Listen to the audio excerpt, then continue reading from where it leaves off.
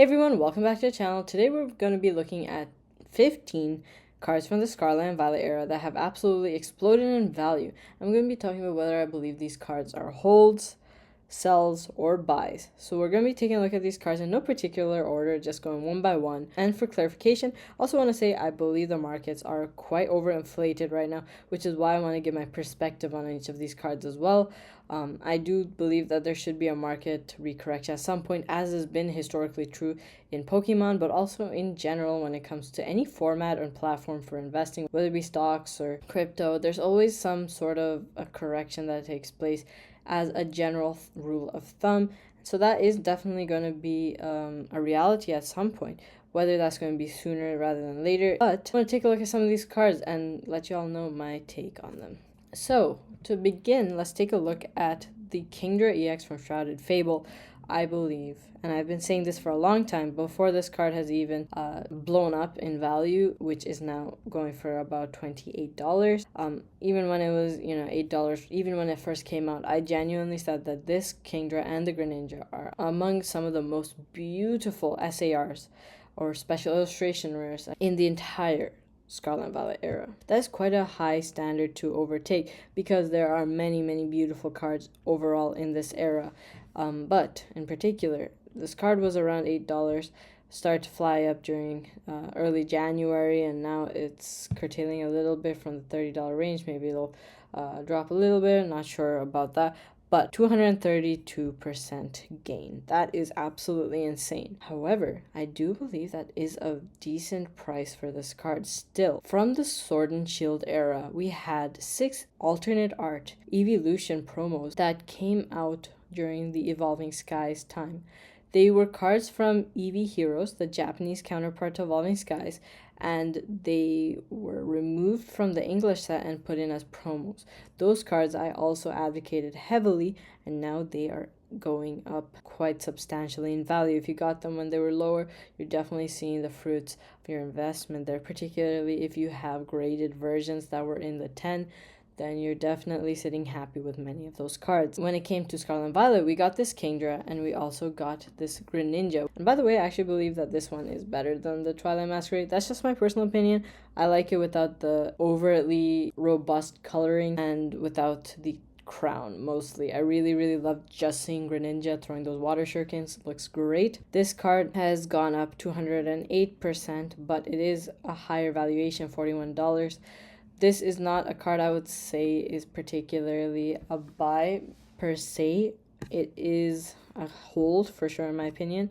But when it comes to both of these cards, the Kingdra and the Greninja, the thing with these cards is there is so much more potential to them because compared to the Sword and Shield ones, because these are not even in Japanese.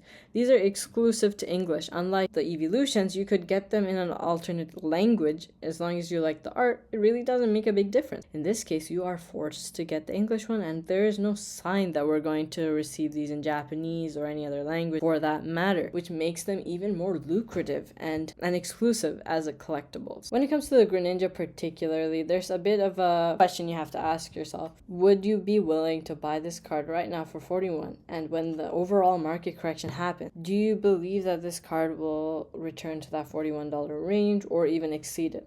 I believe long term, this card has a great potential. But am I going to spend $41 on this promo card right now? The answer is no. I have to say, particularly because we don't know if there's going to be reprints of this collection box. The collection box, its MSRP in Canada was $30 Canadian. If it were to be released again, even for $40 or $50, I would rather get the collection box and keep it as a sealed rather than get the card for $41. If there is a reprint, again, that's big if, but a lot of big box stores tend to keep the price a little bit lower. They don't really give in to the TCG player equivalent of the value. I remember Crown Zenith ETBs about 6 months ago came out at exactly $50 Canadian. There were some Arceus collection boxes that came out about a year ago. While they were retailing for well around $60, it came to about $40 in Walmart. That was with the Cosmic Eclipse pack. that was a pack that was already years old. They're products that come out much later, so it's also worth noting that these products are not necessarily, just because they're a little old doesn't mean that they're not going to resurface somewhere in some big box store.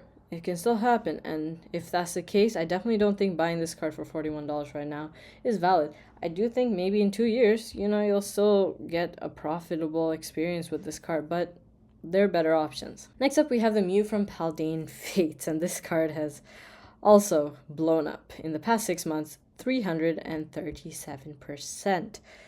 That is insane. After the 151 boom, when the Charizard started to blow up from 151, this Mew, also the Bubble Mew, as people call it, started to follow suit and exploded. It went up to $300. It had a little bit of a drop down to $260, mid $260, and then it started to go up again as December rolled around, and it's not really showing signs of slowing down. If we take a look at the most recent sales for near mint specifically, sales are going for well over $400, which is insane.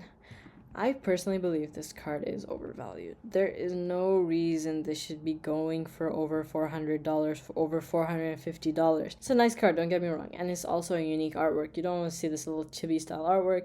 It's Mew, very, very famous Pokemon, and it's in its shiny form. Very cool. But still, $400 is a little bit too pricey. This card is definitely one that could be considered for holding because it is a unique card, and the market is still blowing up right now. But if you want to buy cards, don't be so risky as to put $400 into this Bubble Mew. And one thing I really, really stress in my videos is don't buy the cards when they're being hyped like this. Get them when they're lower because you love the artworks, because you genuinely see a future for the cards when they're around 100 or lower.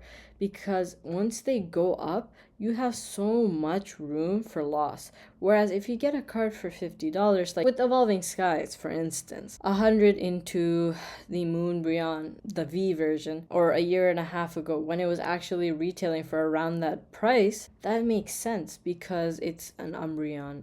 It's a beautiful artwork. A lot of people even like that over the Max. After Pokerev mentioned it, the card also experienced a pretty big jump, slowed down a bit, and then now it's kind of rising in value again with the craze around evolutions and so forth.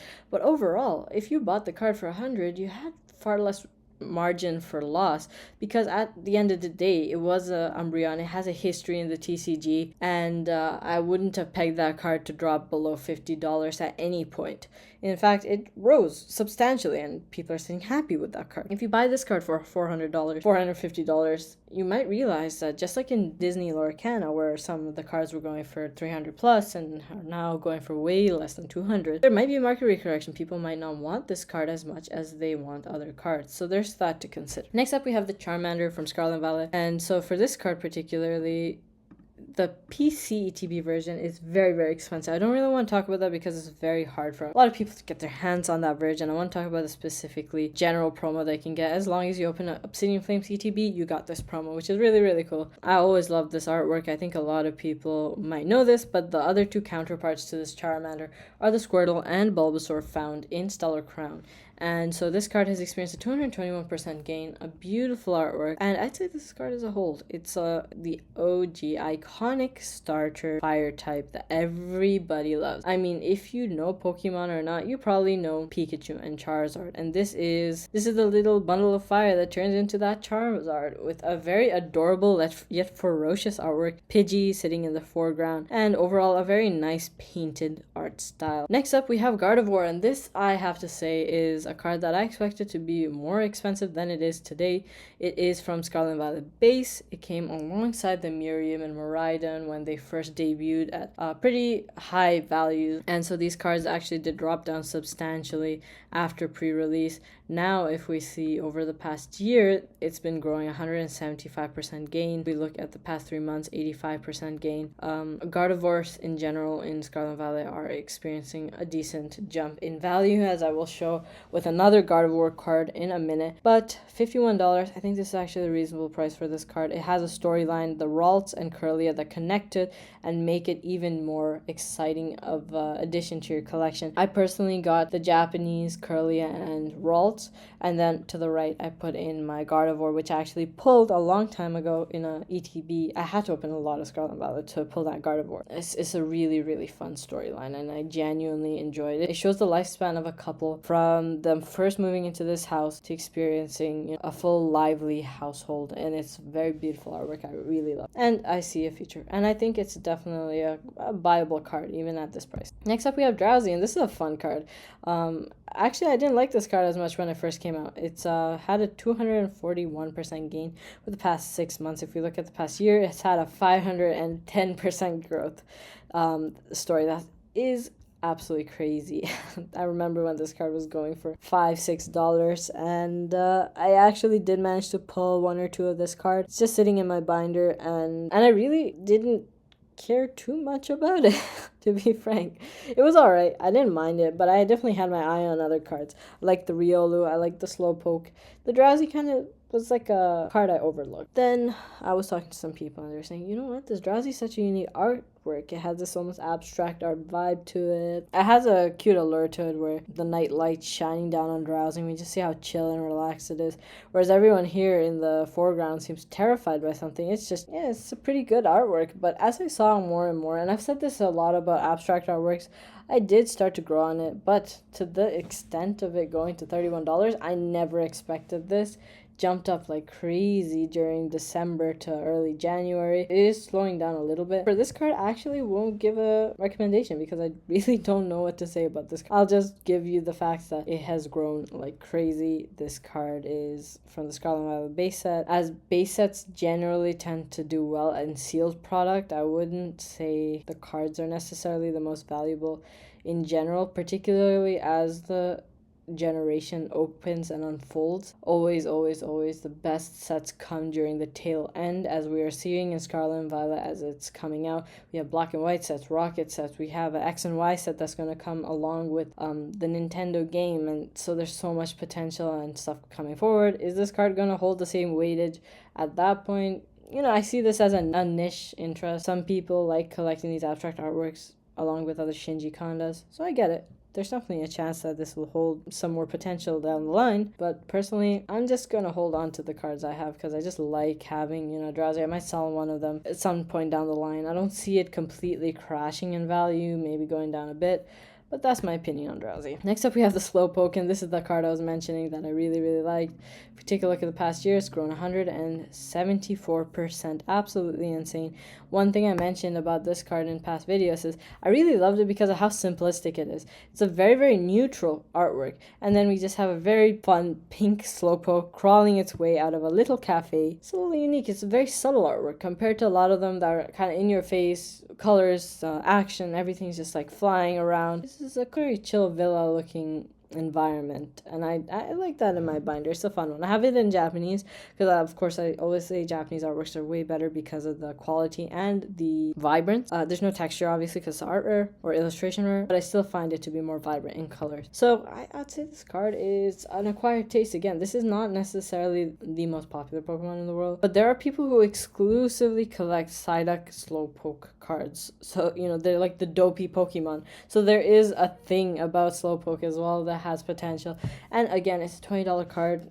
I don't see this card returning to below $10, to be frank. It's not a bad option to buy. So I would say it could be a buy or a hold. I wouldn't say it's a sell by any means. Next, we have the Mew from the UPC. Now, as the sealed product has been blasting off into outer space, so has the promo card that you can get inside of it. Particularly, this Mew has grown 539%. Gosh, I never thought I would see a growth number like this in under a year, but here we go. This Mew, it was actually part of the 151 Japanese set. They pulled it out to be a promo in English, and I always wondered, although this is far from my favorite SAR from the overall 151 set, I always wondered why it was retailing for such a low value of around $5, even under $10 seemed ridiculous to me, because it is an SAR in the set, and a lot of people love collecting 151 as a master set. You need this card for the master set.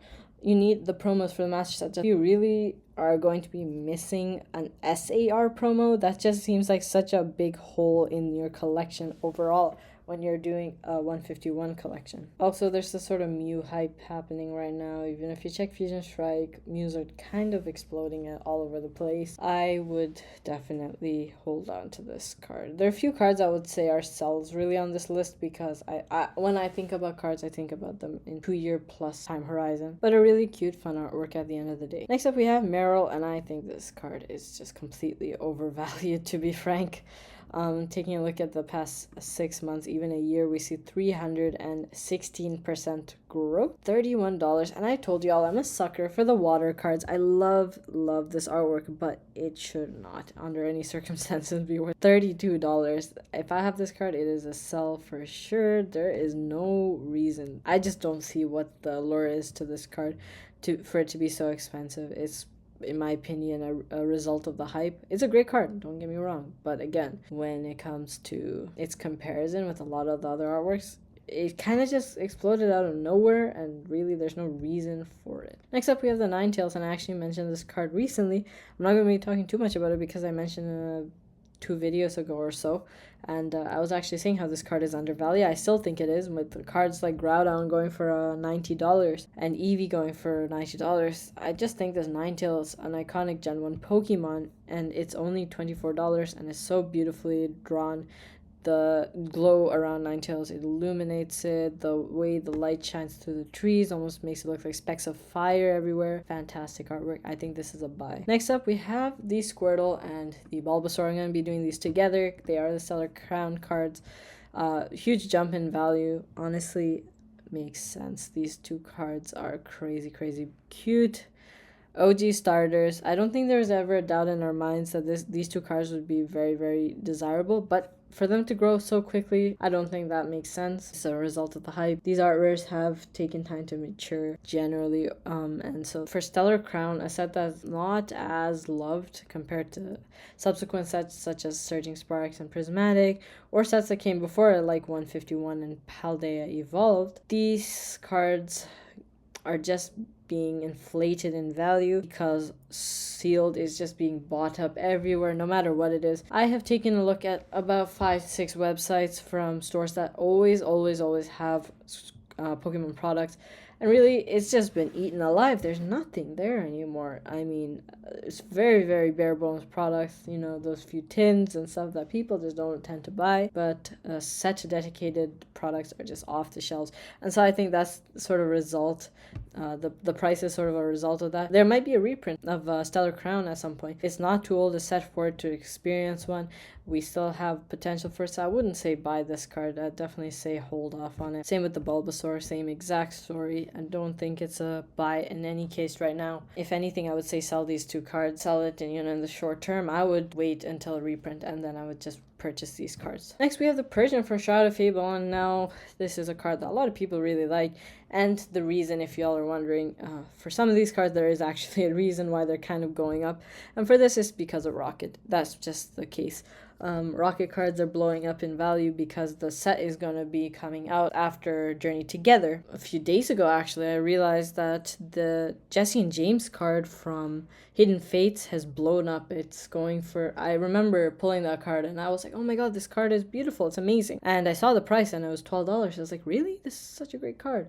But for it to jump up to $70 now, crazy. But that's just because of the Rocket hype. Even the 151 Giovanni is getting its share in the light. So the Persian might be a little overvalued. But moving on, we have Gardevoir EX. This is the other Gardevoir I was talking about that has gone up quite substantially. I think this is one of the best artworks, honestly, in Paldea Evolved. So I gotta say, the cherry on top for me is this little whooper in the background, giving this like awestruck look at Gardevoir's majestic and elegant style and demeanor. I'd say this card as a whole is a great artwork. I don't see it going down substantially, but I also don't think it'll be the card that experiences the greatest growth in the Scarlet Valley era either. It's not going to be the next Bubble Mew in my opinion. But at the end of the day, it's a great artwork and a beautiful, shiny SAR. Next, we have the eevee art rare. And to be honest, I think this card is undervalued for what it is.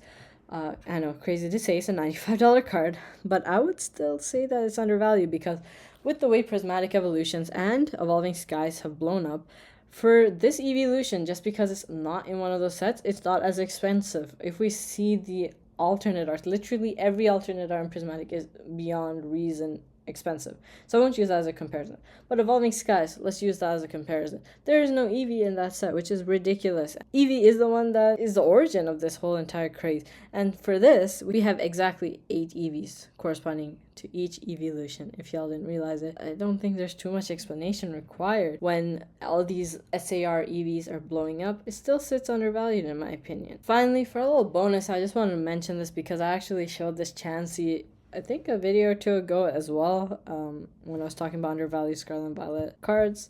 Yeah, this Chansey's finally seen its day in the spotlight, and it's grown 237%, which, in line with the craze that's just in Pokemon right now. But yeah, that'll do it for today. Hope y'all enjoyed the video.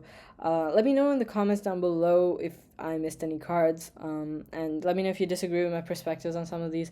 I definitely feel like in the comments some people will disagree with me on the Bubble Mew, but at the end of the day, I'm just trying to give my opinion and advice as I see it. But I'm always open to conversation and discussion, because that's how, as a community, we make better decisions when it comes to investing. So yeah, I'll catch y'all in the next one.